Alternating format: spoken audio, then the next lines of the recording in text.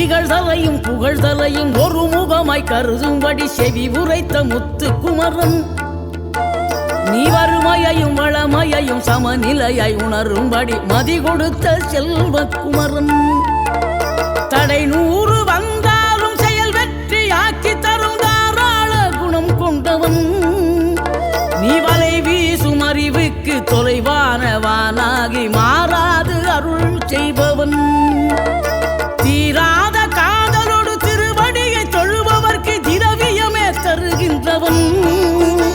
நீதாராள உள்ளமோடு தவக்கோலம் கொண்டு பெறும் தார்மீக பொருள் தந்தவன் தார்மீக பொருள் தந்தவன் ஆறுபடை வீடும் அருள் வழங்கும் முருகா அருகே நீ ஓடோடிவா மூவிரண்டு முகம் ஜொலிக்க 2 கரங்களுடன் ஆதரவு